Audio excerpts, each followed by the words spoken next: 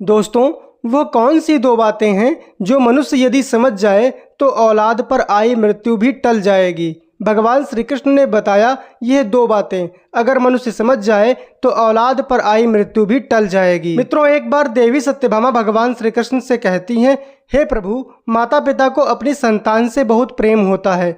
यदि किसी माता पिता की संतान युवावस्था में ही मर जाती है तो माता पिता के लिए इससे बड़ा दुख कोई और नहीं हो सकता। तो हे प्रभु, मुझे कृपा करके ये बताइए कि क्या कोई ऐसा उपाय है जिसे यदि मनुष्य समझ ले तो औलाद पर आई हुई मृत्यु भी टाली जा सकती है।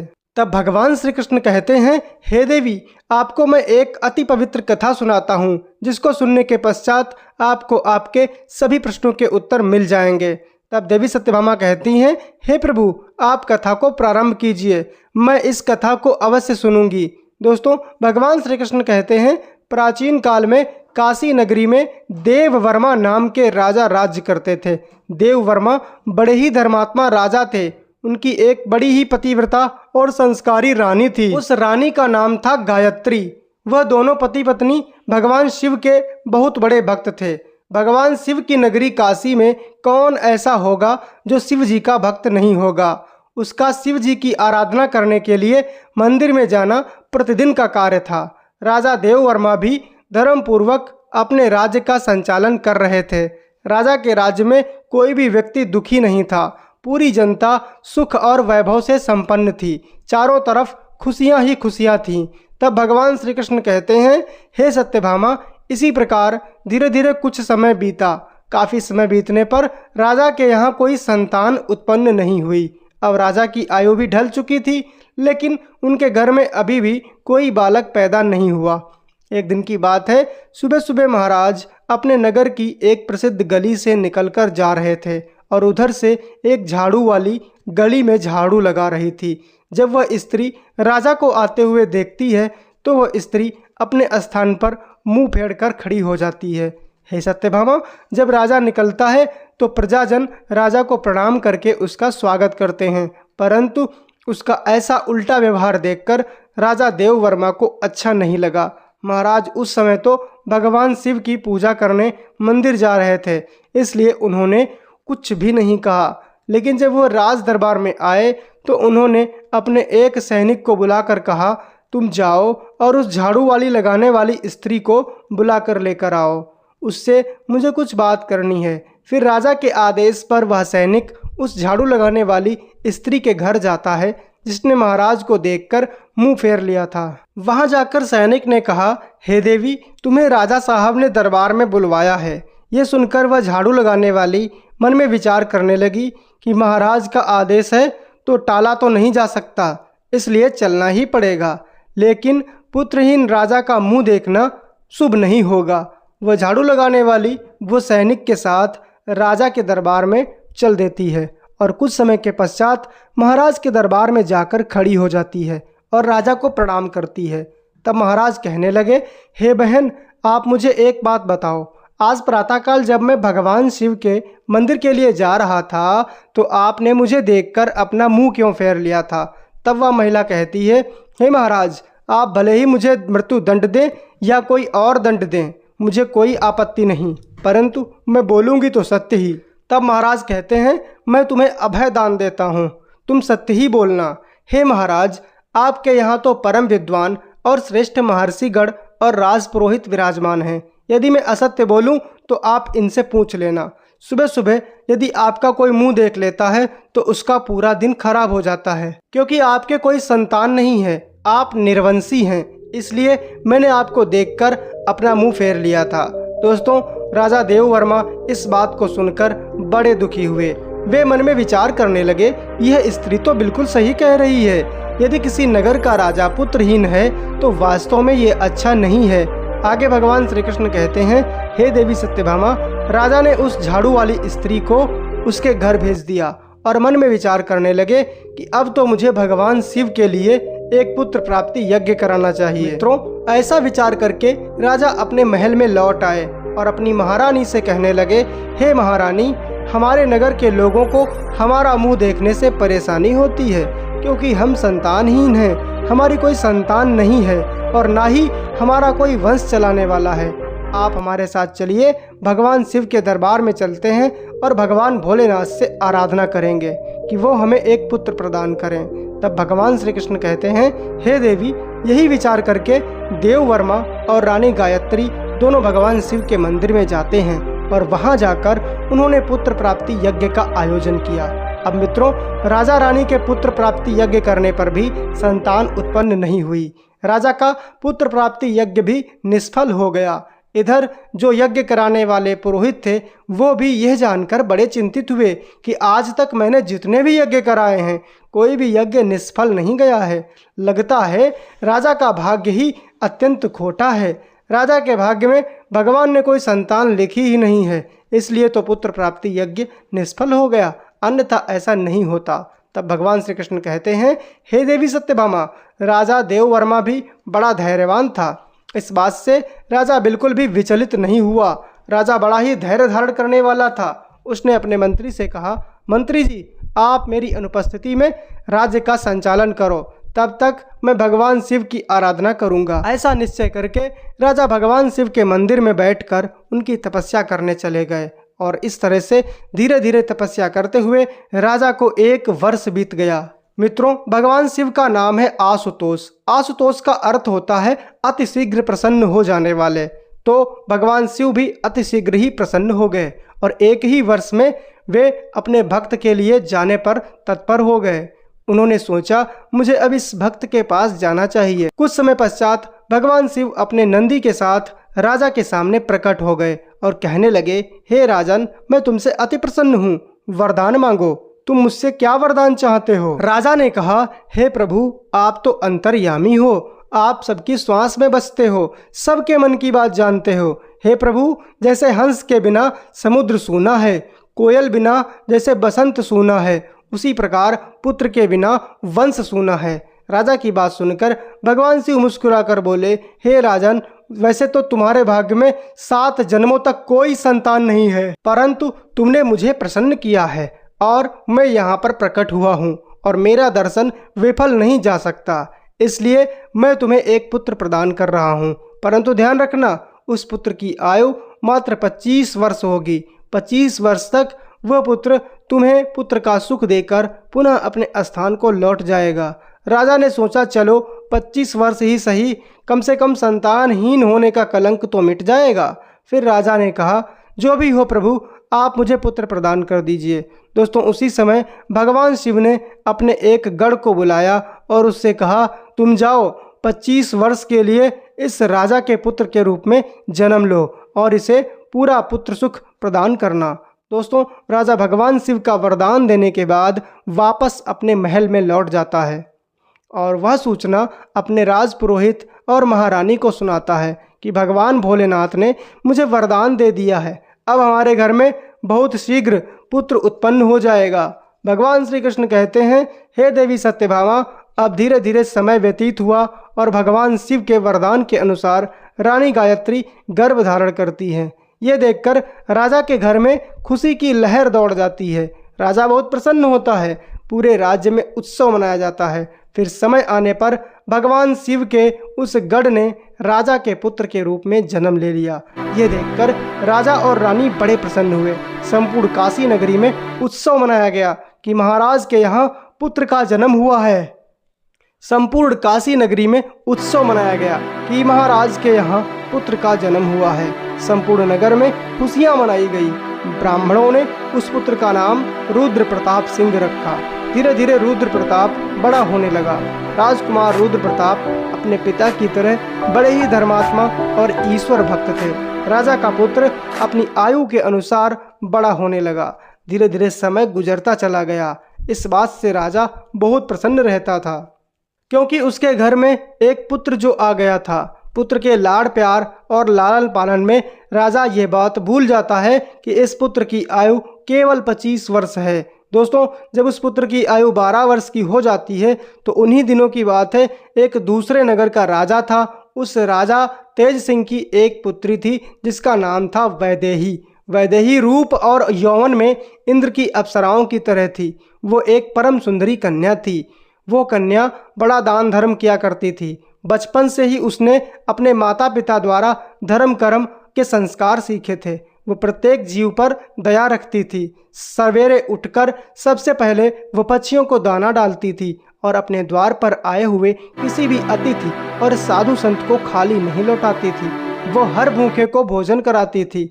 वो कन्या भी इधर बड़ी हो जाती है और उधर राजकुमार भी युवा हो जाता है। महाराज तेज सिंह ने जब राजा देववर्मा के पुत्र के बारे में सुना कि महाराज देववर्मा का एक बड़ा धर्मात्मा और तेजस्वी पुत्र है जिसका नाम है रुद्र प्रताप, तो ऐसा विचार करके राजा तेज सिंह ने अपनी कन्या का संबंध राजा देववर्मा के यहाँ भिजवा दिया।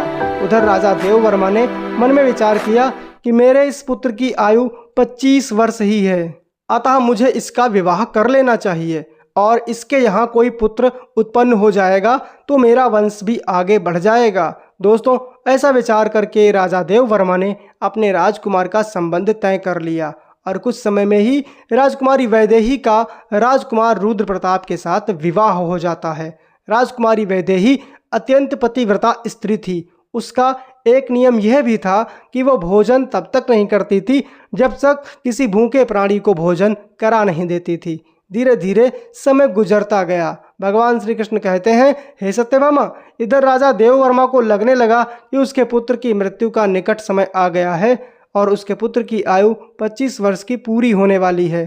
तो राजा पहले से ही जानता था क्योंकि भगवान शिव ने उसे सब कुछ बता दिया था कि आपके पुत्र की आयु मात्र 25 वर्ष ही होगी, परंतु राजा ने यह बात किसी को नहीं बताई थी। जैसे जैसे समय निकट आता जा रहा था, धीरे धीरे राजा की चिंता बढ़ती जा रही थी।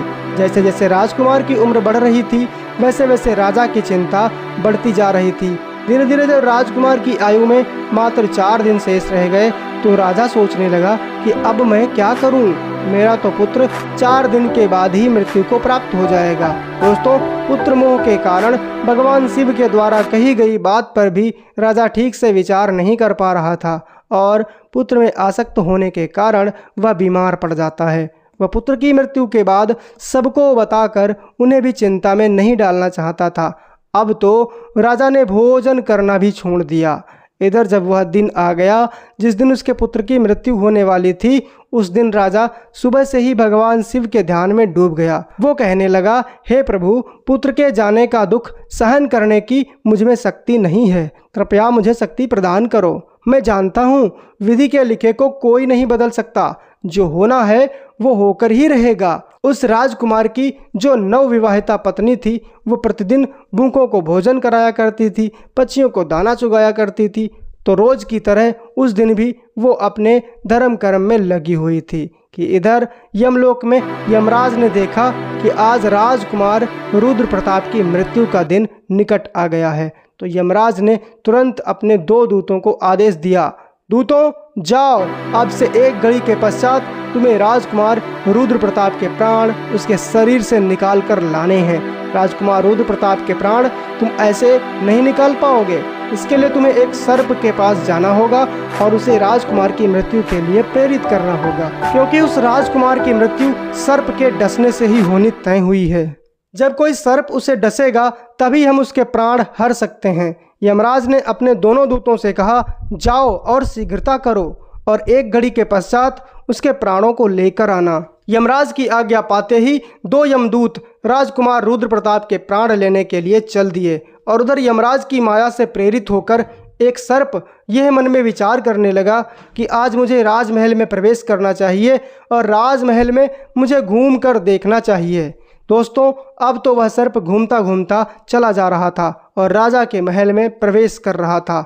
अब वह सर्प तो यमराज से प्रेरित था, इसलिए घूमता हुआ राजकुमार के कक्ष में पहुंच जाता है और वहीं पर छिपकर बैठ जाता है। यमराज के दोनों दूत राजमहल के द्वार पर खड़े हो जाते हैं। वे सोचते हैं कि 1 घड़ी का समय कब पूरा होगा, कब यह नाग उस राजकुमार को डसेगा, तब हम उसके प्राणों को लेकर यमलोक जाएंगे। दोस्तों, इस प्रकार यमदूतों के विचार चल रहे थे। तभी क्या होता है कि दूसरे गांव में एक गरीब व्यक्ति रहता था। उसकी एक पुत्री थी और उस पुत्री का विवाह उन्होंने समय पर कर दिया था, परंतु उस पुत्री का जो पति था वो मदिरा पान, जुआ खेलना, वैश्यागमन करना उसका नित्य का काम था। इसलिए वो उस गरीब दंपति की पुत्री को हमेशा परेशान किया करता था, उसको मारता पीटता था और उसे घर से निकालना चाहता था। उस गरीब दंपति की पुत्री अपने पति के साथ कुछ समय तक रहती है और जब तक वो सहन कर सकती थी तब तक उसने सहन किया। उसके बाद वो गर्भ धारण करती है और एक दिन अपने पति की मारपीट से तंग आकर अपने पिता के घर चली आती है। उस लड़की का पिता अब बूढ़ा हो चुका था, इसलिए उससे कुछ कमाई नहीं हो पा रही थी। वो बेचारा मेहनत करके खाता था और मजदूरी करके तीनों प्राणियों का पेट पालन करता था। इधर जब 9 माह का समय पूरा हुआ तो उसकी पुत्री ने एक पुत्र को जन्म दिया और पुत्र को जन्म देने के कुछ समय पश्चात उसे बहुत तेज भूख लगी हुई थी। उसे भोजन की आवश्यकता पड़ी, क्योंकि दोस्तों जो प्रसव काल की भूख होती है वो अत्यंत तेज होती है। अब वह अपने पिता से भोजन मांगती है तो वह बेचारा गरीब भोजन लेने के लिए आसपास के गांव में चला जाता है, लेकिन आसपास के गांव वाले उसे भीख नहीं देते हैं। उधर उस लड़की की भूख उसे बेचैन करती जा रही थी, तो वह लड़की अपने पिता से कहने लगी, पिताजी मैं भूख के मारे मरी जा रही हूँ, बिना भोजन के 3 दिन हो चुके हैं, बच्चे को दूध भी पिलाना है, तुम्हें कुछ भीख में मिला हो तो मुझे खाने को दे दो, नहीं तो मैं मेरे बच्चे को ही खा जाऊंगी। तब वह बूढ़ा आदमी कहता है, हे पुत्री तुम इस पुत्र को मत खाना, मैं आज पुनः कोशिश करता हूँ, मैं अभी भोजन मांगने के लिए कहीं जाता हूँ, अगर कहीं से कुछ मिल जाता है तो मैं तुम्हें ला कर दूंगा। आज मैं काशी नगरी में जाऊंगा, वहाँ के जो राजा हैं उनके द्वार पर जाकर उनसे कुछ मांगूंगा, यदि कुछ खाने को मिलेगा तो मैं तुम्हें अवश्य ही ला कर दूंगा। ऐसा विचार करके वो बूढ़ा पिता चल देता है। और उधर जो राजकुमार की पत्नी वैदेही थी वो रोजाना गरीबों को भोजन करवाती थी। आज उस राजकुमारी ने गरीबों को कोई भोजन तो कराया नहीं, परंतु उसने अपने पति के लिए जो भोजन बनाया था उसमें कई प्रकार के व्यंजनों से और पकवानों से सजा करके भोजन का थाल उसने रख दिया था कि उसके पति आएंगे तो वह उन्हें भोजन करा देगी। लेकिन इतने में वो बूढ़ा आदमी उसके द्वार पर पहुंच जाता है। दोस्तों उधर राजकुमार रुद्र प्रताप की पत्नी वैदेही को द्वार पर खड़ा वो दीनहीन वृद्ध आदमी दिखाई पड़ जाता है और उस बूढ़े को देखकर उसे दया आ जाती है। बूढ़े आदमी ने उसकी तरफ देखा तो कहने लगा, पुत्री यदि मुझे इस समय कुछ भोजन मिल जाए तो तुम्हारा बड़ा एहसान होगा। रानी ने देखा कि यह कोई गरीब आदमी है जो मुझसे भोजन मांग रहा है, ये भोजन तो मैंने अपने पति के लिए बनाया है, यदि मैं इसे ये भोजन दे दूंगी तो मेरे पति क्या खाएंगे। फिर उसने सोचा कि मेरे पति तो अभी आए भी नहीं हैं, वो अपने बीमार पिता के पास बैठे हैं, तब तक मैं यह भोजन इस बेचारे गरीब व्यक्ति को दे देती हूँ, मेरे पति आ जाएंगे तो मैं उनके लिए भोजन तैयार कर दूंगी। इतना कहकर राजकुमारी वैदेही ने जो भोजन अपने पति के लिए बनाकर रखा था उन स्वादिष्ट व्यंजनों से सजी हुई थाली उस गरीब बूढ़े आदमी को दे दी। फिर वह बूढ़ा आदमी उस भोजन को लेकर चला जाता है। वो बड़ी शीघ्रता से चलता हुआ और भोजन को लेकर अपने घर आ जाता है। अब क्योंकि उसकी पुत्री 3 दिन से भूखी थी और उधर क्या होता है, जो राजा का पुत्र था अपने पिता की देखभाल करने के पश्चात उनको वैद्य को दिखाने के पश्चात राजा के कक्ष से निकलकर अपने कक्ष की ओर जाने लगता है। उसके महल के द्वार पर 2 यमदूत तैनात खड़े हुए थे। वो नाग उसको डसने के लिए उसके बिस्तर पर बैठा हुआ था। उधर उस वृद्ध ने भोजन ले जाकर अपनी पुत्री को दे दिया। दोस्तों भगवान श्री कृष्ण कहते हैं, हे सत्यभामा जब समय अच्छा होता है तो सब कुछ ठीक ही होता है। यह ध्यान रखो कि किसी भी विपत्ति को टालने के लिए आपको एक संकेत मिलता है और यदि आप उस समय उस संकेत को पहचान गए तो बड़ी से बड़ी विपत्ति भी टाली जा सकती है। राजकुमार ने अपने कक्ष में जाने के लिए जब सीढ़ियों पर पैर रखा तो उसे छींक आ गई। उधर उसका निर्धारित समय पूरा होने वाला था और यम के दूत बड़े उतावले हो रहे थे कि 1 घड़ी का समय पूरा होने वाला है, उसमें कुछ ही क्षण बचे हैं। साथ ही वो नाग भी गुस्से में बैठा हुआ था और उसके आने का इंतजार कर रहा था कि वह राजकुमार आएगा तो मैं उसे डस लूँगा। उधर उस बूढ़े आदमी ने भोजन ले जाकर अपनी पुत्री को दे दिया। लड़की ने जब भोजन खाया तो पूछने लगी, पिताजी ये भोजन आपको किसने दिया है। लड़की के पिता ने कहा, पुत्री ये भोजन यहाँ के राजकुमार की पत्नी ने दिया है। यहाँ के राजकुमार की जो पत्नी है उसने मुझ पर दया करके यह स्वादिष्ट भोजन मुझे दिया है। भोजन देखकर लड़की की आत्मा से आशीर्वाद निकलने लगे। वो भगवान से प्रार्थना करने लगी, हे भगवान जिसने भी ये भोजन दिया है उसका सुहाग अमर हो जाए और वह सदैव सौभाग्यवती बनी रहे। जैसे ही वह उस भोजन का निवाला अपने मुंह के अंदर ले जाती है उसी समय उसकी आत्मा से आशीर्वाद निकलता है कि उसका पति दीर्घजीवी हो जाए। तो दोस्तों भगवान श्री कृष्ण कहते हैं सच्चे हृदय से प्रसन्नतापूर्वक निकला हुआ आशीर्वाद जरूर फलित होता है। जब इधर लड़की का आशीर्वाद भगवान के पास जाता है तो देवों के देव भगवान शिव विचार करने लगे कि दुनिया में ऐसा क्या घटित होने वाला है। उन्होंने तुरंत देवर्षि नारद को बुलाया और नारद जी से कहा कि हे नारद, देख कर आओ पृथ्वी पर क्या घटित होने वाला है। तब देवर्षि नारद ने जब देखा तो सब कुछ उन्हें समझ में आ गया। उन्होंने जाकर भगवान शिव से कहा, हे प्रभु, एक विचित्र घटना घटने वाली है और आपकी नगरी में ही घटने वाली है। राजा देववर्मा के पुत्र की मृत्यु का समय निकट आ गया है।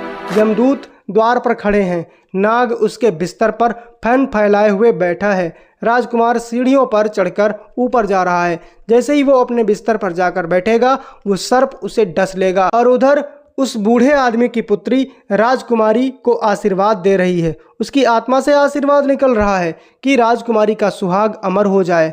तब हे भगवान, ये कैसा विचित्र संयोग है। एक तरफ मौत लेने के लिए खड़ी है, एक तरफ आशीर्वाद उसकी लंबी आयु की प्रार्थना कर रही है। अब तो एक तरफ आशीर्वाद की शक्ति थी और एक तरफ मृत्यु थी। नारद जी बोले, प्रभु इसमें क्या होगा। भगवान भोलेनाथ बोले, वही होगा जो विधाता ने निश्चित कर दिया है, आप तो बस देखते ही रहिए। भगवान शिव वहां से अंतर ध्यान हो जाते हैं। उधर वह राजकुमार सीढ़ियों पर चढ़कर अपने पलंग की ओर बढ़ रहा था और यम के दूत तैनात खड़े हुए थे और यह देख रहे थे कि अब हमारा काम बन गया। परंतु देखिए होनी का खेल, राजकुमार अपने बिस्तर पर जाकर बैठता है, लेकिन उससे पहले ही सर्प को ये लगा कि अब यह राजकुमार यहाँ नहीं आएगा, तो वह सर्प चुपचाप वहाँ से चला गया। ये सब क्या हो रहा है दोस्तों? ये सब उस आशीर्वाद का प्रभाव था जो उस भूखी लड़की ने दिया था। भगवान श्री कृष्ण कहते हैं, हे देवी सत्यभामा, जब श्राप लग जाता है तो आशीर्वाद भी लग जाता है। राजकुमार और सर्प के बीच में आशीर्वाद आकर खड़ा हो गया और राजकुमारी का दान मृत्यु को आगे बढ़ने नहीं दे रहा था। यमदूत उस दान की शक्ति से कहने लगे, तुम यहाँ से लौट जाओ, हमें हमारा काम करने दो, हम इसके प्राण लेकर जाएंगे। तो दान की शक्ति और उस लड़की का आशीर्वाद कहने लगा, ऐसा कभी नहीं हो सकता, हमारे होते हुए तुम इसके प्राणों को हरण कर लो। मित्रों, अब तो दोनों में बहस आरंभ हो जाती है। बहस आरंभ हुई तो उनमें युद्ध शुरू हो गया और दान की शक्ति ने उन यम के दूतों को आगे बढ़ने से रोक दिया। यम के दूत आगे नहीं बढ़ पाए और यम के दूत वापस हारकर यमलोक को चले गए। दूतों ने जाकर यमराज से कहा, हे महाराज, यह कैसी विडंबना है। यमराज ने कहा, तुम लोग खाली कैसे आ गए? तुम्हें तो राजकुमार रुद्र प्रताप के प्राण लेने के लिए भेजा था। तब यमदूत कहते हैं, हे स्वामी, उसके प्राणों को लाने में दो बड़ी बाधाएं बीच में खड़ी हैं, उनके आगे हमारा कोई जोर नहीं चल पाया। यमराज ने कहा, ऐसी कौन सी बाधाएं हैं जो मृत्यु के मार्ग में रोड़ा बन रही हैं? दोनों यमदूतों ने बताया, हे स्वामी, एक तो दान की शक्ति है, दूसरी आशीर्वाद की शक्ति। इतनी बात सुनकर यमराज बोले, हे दूतों, लगता है प्राण लाते लाते तुम लोग थक चुके हो। मैं जाकर देखता हूँ कि कौन सी बाधा राजकुमार के प्राण लाने से रोकती है। मित्रों, फिर भगवान श्री कृष्ण कहते हैं, हे देवी सत्यभामा, फिर यमराज धरती लोक पर स्वयं ही आए। उधर भगवान शिव ने मन में सोचा कि अब मुझे इनमें समझौता कराना होगा।